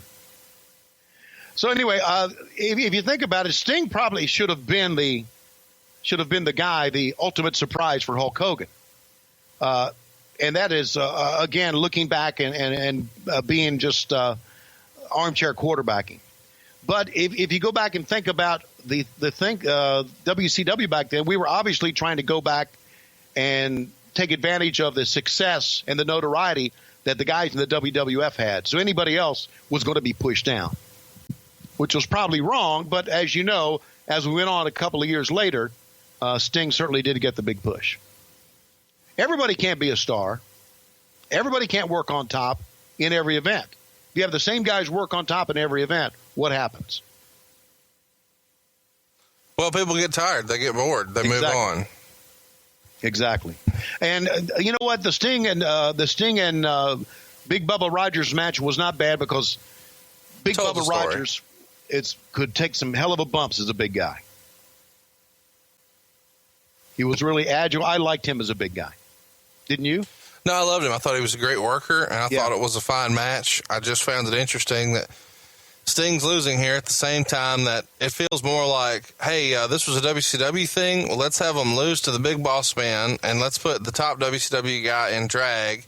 Hey, I got this knockoff Ultimate Warrior. Let's put him in the main event. Yeah, I know. That's just. I know where you're going. Yeah, it just feels that way. But I think everybody will be in a better mood when they hear the commentary on our next match. I encourage everybody on the WWE Network to cruise on over right now to 1 hour, 37 minutes, and 36 seconds. We're going to go out on a high note here today, and we're going to talk about the Nasty Boys and the Harlem Heat, trying to recreate the Tupelo concession stand brawl that has become famous in professional wrestling. For whatever reason, people love these, and this one is no exception. So cruise on over 1 hour, 37 minutes, and 36 seconds, and we'll give you a little rundown on the Nasty Boys Harlem Heat. Tony, are you ready? Ready, Conrad? All right, everybody, let's roll tape. A Texas tornado match. All 4 men in the ring at the same time. Pinfalls count anywhere. Where in the world is Harlem Heat? Here they come from behind. Booker T and Stevie Ray against the Nasty Boys. You know, they could pin people in the parking lot. They could pin them on the ring. They could pin them in the stands on somebody's chair. But, of course, they won't. However, those are the rules. But actually, Conrad, there are no rules in this match. Do you know why? It's uncensored. Thank you very much. It's uncensored, and it's what we're all about. One thing, though, that is censored is the bleeding. You're not going to see any of that tonight. If you do, someone else is going to get their ass fired. Stevie Ray hammering Jerry Sags. Knobs being choked by Booker T.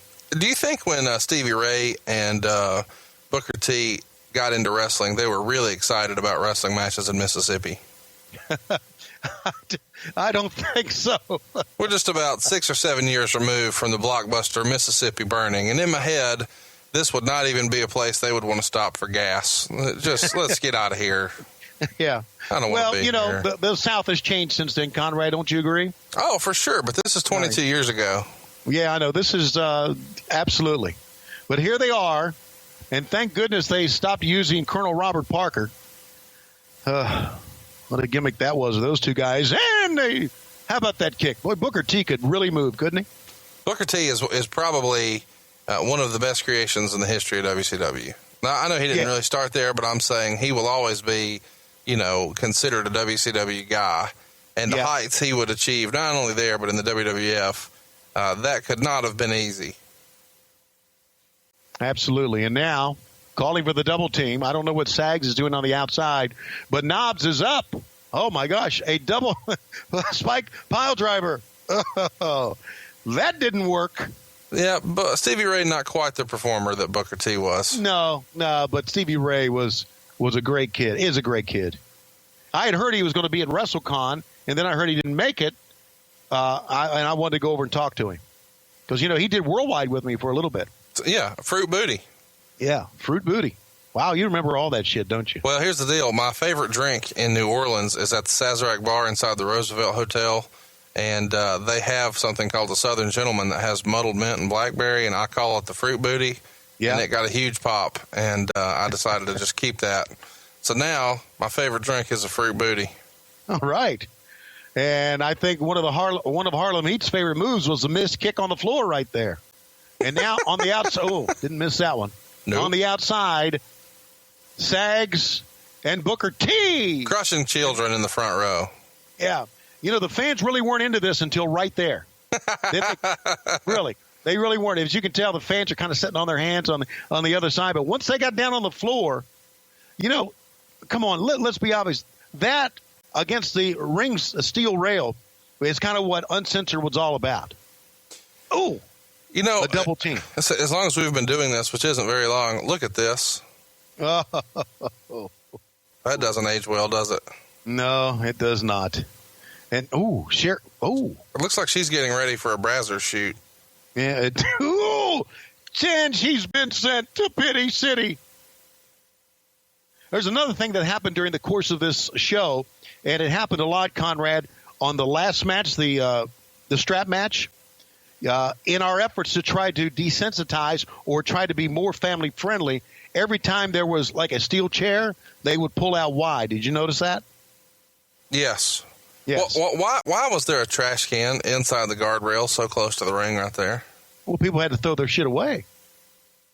The people at ringside, and we were just providing that to them. As you can see, a lot of wide shots coming out here because we were trying to get away from the violence. Some of the violence, some of the stuff that was going to happen on the outside, right there. So here's one of my favorite questions. So they're headed to the refreshment stands, but all the fans are barricaded off. So these stands are set up in case the boys want some fresh squeezed lemonade? Yes. Or a Fruity Booty or whatever it is that that they drink at that time. And here we go. Here is the actual meat and potatoes. There we go. Of this event, the concession stand fight. And for those of you who are not familiar, concession stand fight is legendary. Conrad, call this. Okay. Look at Sherry. Sherry's going absolutely fucking nuts. As a matter of fact, I would think if she were a man, she would be trying to fuck him in the ass right there. Are you going to not acknowledge that he just tried to hit him with cotton candy? Well, I sold it pretty well on when it happened. Here we go. My favorite part. Okay. Safe. Stephen's line was safe at that time. Now the lemonade and shit is all over the floor. They can barely stand up, but that's not stopping them. And you got to give them credit. I mean, you got to give them the credit for keeping the fight going on, even when they were standing on like ice. You go back to the old days in Tupelo, at the old place, the old arena they had. It was an old, and Jim Cornette told me this. It was an old place where they worked on cars.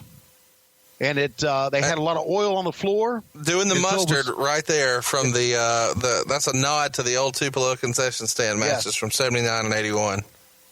Stevie Ray looks great covered in mustard, doesn't he? Okay. Now we're going to see Sherry. I think Sherry was the most I think Sherry was the most entertaining part of this. Take a look at this. She is going nuts.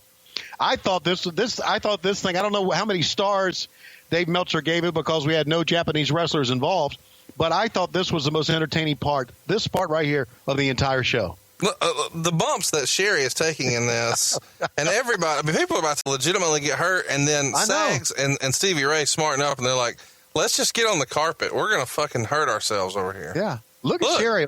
Sherry is just as tough as she can be. Oh, man. God bless her. May she rest in peace. 1, 2, and we pull off, of course, of the 3 count, like we should. Great job there of missing the 3 count. As hard living as the Nasty Boys were, would you have ever imagined that they would have outlived Sherry? Yeah. No, but there you go. I guess just eating a lot of food is better than taking some other things.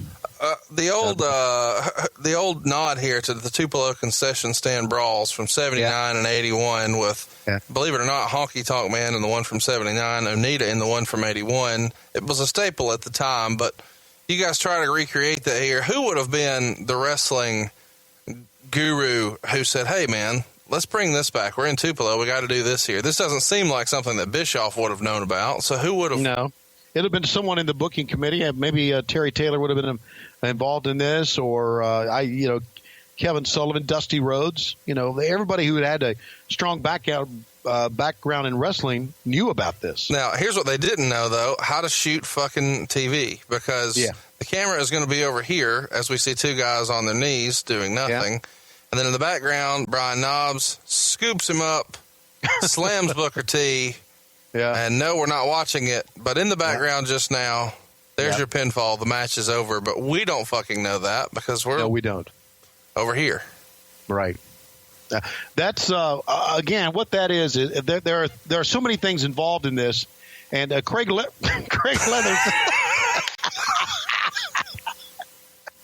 Sherry, God bless her, she comes in and slides in, and the Nasty Boys are going to win. Oh Lord! Now I'm telling you, it was a shitty pay-per-view, but you got to say that was fun. That was fun. That absolutely was fun. A couple of things here. Craig Leathers, the director.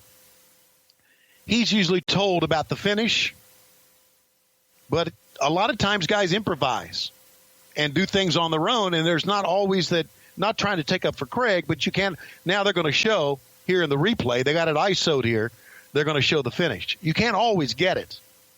And a lot of times we didn't get the finish as it went in right there. But there's a lot of communication between booking committee, between the guys, and obviously between the director, Craig Leathers, who's the one that's calling the shots. Take 2, take 3, camera 1, camera 2.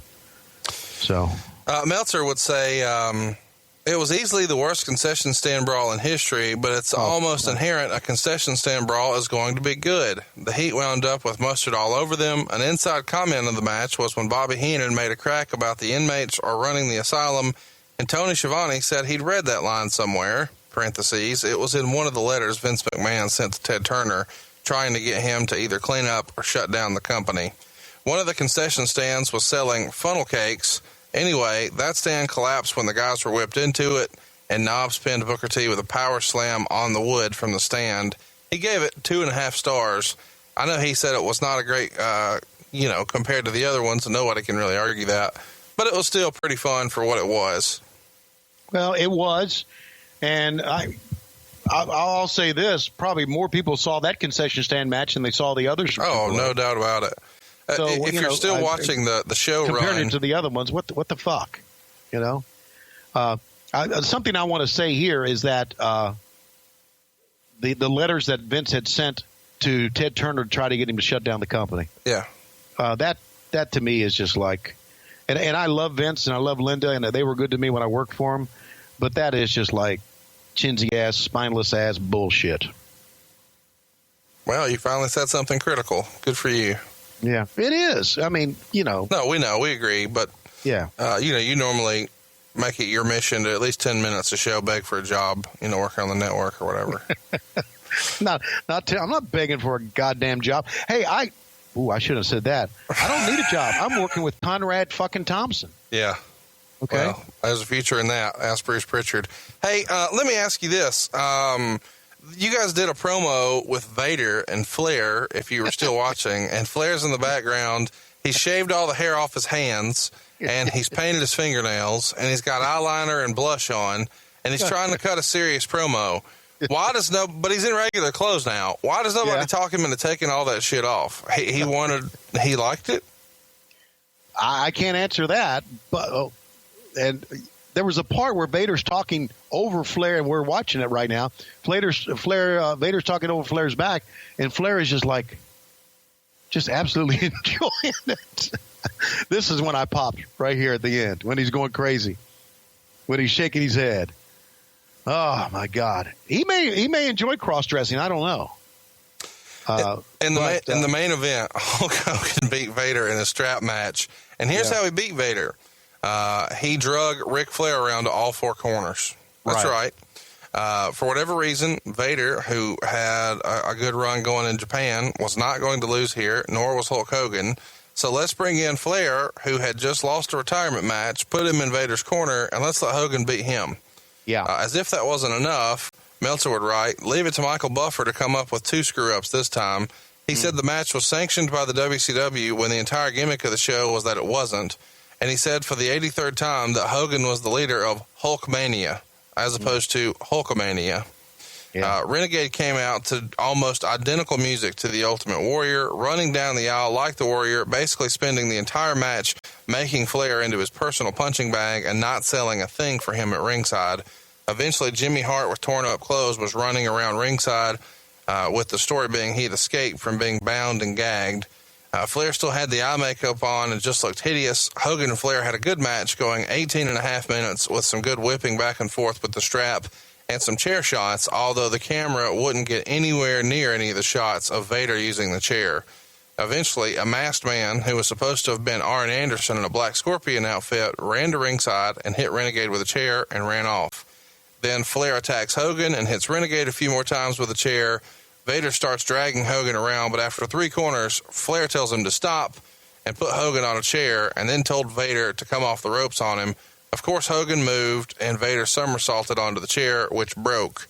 Flair then got another easily breakable balsa wood chair and broke it on Hogan, who didn't sell it at all. Somehow the strap comes off Vader, and Hogan puts the strap on Flair. Boot to the face, leg drop. Hogan drags Flair around to all 4 corners to win the match. Afterwards, Vader attacks Hogan, and they have a standoff with the Renegade. When the Black Scorpion comes out again, but this time, Arn Anderson crawls out of the dressing room, bound and gagged, with the idea that the Scorpion was Randy Savage, who had stolen the costume from Anderson, and now he, Hogan, and Renegade cleared the ring, and they left the ring together, posing with the show ending about 20 minutes early, 3.5 stars. So what did you make of this really, really overbooked finish, where we had Arn Anderson bound and gagged, we had Ric Flair, we had Jimmy Hart, we had the strap match, we had the chairs, just a lot going on here. Yeah, a lot going on. I wasn't always in favor of the Jimmy Hart angle. However, Jimmy did a good job with that. What I left with, again, was 2 things for the show, and especially on this last match, that we missed the Macho Man taking off his mask. Yeah. And I'm thinking, what the fuck are we doing? I mean, to me, that was the big reveal that he took off his mask and he helped him in the ring. We completely missed that because we were shooting Arn Anderson. And for all the fuck-ups at WCW, we missed a lot on that night. We really did. Missed the finish of the Texas Tornado match. We missed Macho Man unveiling. You know, it was the idea, I guess, to bring the Mega Powers back together again. Once again, trying to recreate the excitement that Vince had created in the 80s with Savage and Hogan being together. We tried to bring that back, and I think we'd lost a little bit because we missed the shot. Now, I know you may think out there, well, you're thinking a lot about missed shots. Those things were important in telling the story of what was going on. Yeah, it was overbooked. We had a lot of people involved in that. The Renegade, the only thing he did was scream at people. Jimmy Hart came in, 2 different masked men. Vader and Hogan, and Vader dragging Ric Flair around the ring. And, of course, it shows you what type of company guy Ric Flair was, agreeing to do all this shit when he was probably upset about it. So it was, at the end, it was kind of a big clusterfuck. But, again, there were some exciting parts about it. And some, I'm not going to say exciting, some entertaining parts about it. Wouldn't you agree? No, I would agree. And I think that, we all like to make fun of some of the creative here, and certainly it deserves that. But in the end, it's not just wrestling, it's the wrestling business. And yes, it is. This show drew a lot of money, and it was one of their biggest shows in history. So I don't know that really it deserves all the criticism it gets. Certainly it does critically, but as far as whether or not it was a success or failure, those decisions are not always based on what people liked. Those decisions are based on, instead, what drew money and what didn't. But what did draw money is WCW in 1996. They really start to hit their stride, and we're going to spend a lot of time on 1996 in the future, and we're going to get that started next week right here on What Happened When Monday. But we're not going to do what you maybe imagine. There were so many great things that happened in WCW in 1996. We're instead going to take a look at some things that were maybe a little less than great. That seems to be what everybody has a good time with. So let's get started. 4 shows from the year 1996. Let's start in February. February 11th at the Bayfront Arena in St. Petersburg, Florida. It's Super Brawl 6. Now, this is famous for one thing most of all. It is Brian Pillman and Kevin Sullivan in an I Respect You strap match. That is going to be one of the things that we're definitely going to do commentary on. Also on that show, we've got the Nasty Boys taking on the Public Enemy, Johnny B. Bad taking on DDP, Sting and Lex Luger facing the Harlem Heat, Conan versus the One Man Gang. Arn Anderson, also with Kevin Sullivan, do a match or a little bit of a bout. Sting and Lex Luger take on the Road Warriors. Ric Flair takes on Randy Savage, and Hulk Hogan faces the Giant in a cage. That is Super Brawl 6 from the Bayfront Arena, February of 1996. Let's go ahead and talk about Uncensored. It was the next month. Everybody wants to hear about it. It's Uncensored 1996. It's most known for the main event, of course, Hulk Hogan and Randy Savage taking on Ric Flair, Arn Anderson, Ming, the Barbarian, Lex Luger, the Taskmaster, Z Gangsta, and the Ultimate Solution with Woman, Miss Elizabeth, and Jimmy Hart. That's right, 2 on 1, 2, 3, 4, 5, 6, 7, 8, 9, 10, 11. 2 on 11. Whoa. In a Doomsday Cage match. 25 minutes of awful WCW from March 1996. It's Uncensored 96. Also on the show, Sting and Booker T taking on the Road Warriors. The Giant facing Loch Ness. That's exactly everything you want it to be. The Booty Man took on Diamond Dallas Page in a 16-minute match. Kill me now. Colonel Robert Parker took on Medusa. We could have fun with that one. The Belfast Bruiser took on Lord Steven Regal. And Conan faced Eddie Guerrero. That's Uncensored 1996. That Doomsday Cage match has fun written all over it. Road Wild 1996. This is after the NWO has formed, but we've always wanted to talk about Road Wild, so here we are. The main event is Hulk Hogan taking on the Giant. This is for the world title. The Outsiders, Scott Hall and Kevin Nash, take on Sting and Lex Luger. We've got Ric Flair facing Eddie Guerrero for the U.S. title. For the tag straps, we've got the Harlem Heat taking on the Steiner Brothers. Chris Benoit and Dean Malenko have a match. Medusa and Bull Nakano in a Battle of the Bikes match. Yay. Scott Norton taking on Ice Train. Rey Mysterio Jr. facing the Ultimo Dragon. And that is Hog Wild 1996. Of course, that one's in Sturgis. Last but certainly not least for 1996, we're going to talk about World War III. This one's at the Norfolk Scope in Norfolk, Virginia. It's November 1996. Top to bottom, we've got the Giant going ahead and coming down to the final elimination with Lex Luger in the 60-man World War III match. You've got 60 guys in this match. That should be fun. We've also got the Outsiders taking on the Faces of Fear and the Nasty Boys. Dean Malenko taking on Psychosis. Sister Sherry faces Colonel Robert Parker. That ought to be fun. Harlem Heat takes on the Amazing French Canadians, which is Jacques Rougeau and Carl Ouellet. The Giant faces Jeff Jarrett. Jericho faces Nick Patrick. And Ultimo Dragon takes on Rey Mysterio. That one is for the J-Crown Championship.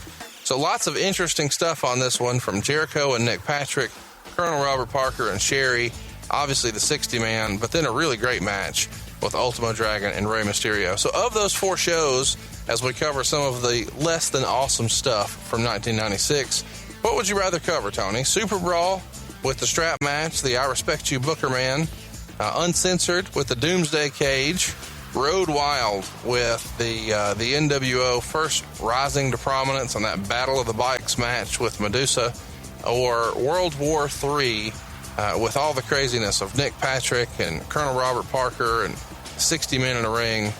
Which one of those seems like it would be more fun to you, Tony? Well, at first I thought it would be Hog Wild because I always liked being in Sturgis. I always thought we had a lot of fun, did a lot of crazy things. But after hearing World War III and knowing that Dean Malenko's now wrestling and you got Chris Jericho wrestling with us, to me that would be the best one. So there you go. I'd like to talk about that one. Go ahead and throw your vote down right now over at WHW Monday on Twitter. It's up right now at WHW Monday on Twitter. He is at Tony Schiavone 24. I am at Hey It's Conrad. And Tony, as I look at my clock, I can't help but feel like it's about that time. And one of the great matches at WCW Uncensored is one that was a dark match. We need to talk about it right now. And it was the tag team of Conrad Thompson and La Parka Dave Silva going against the Horsemen. And the Horseman formation this time of Stunning Steve Austin and a masked man who looks like the Black Scorpion. And ladies and gentlemen, it was a tremendous match. Watch out.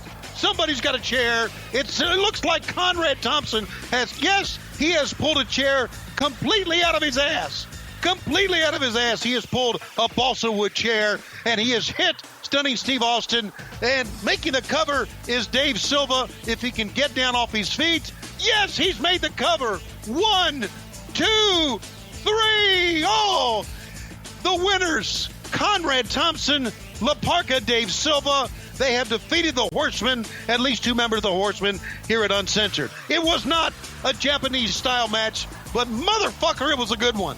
And we'll see you next week on WHW Monday. What happened when?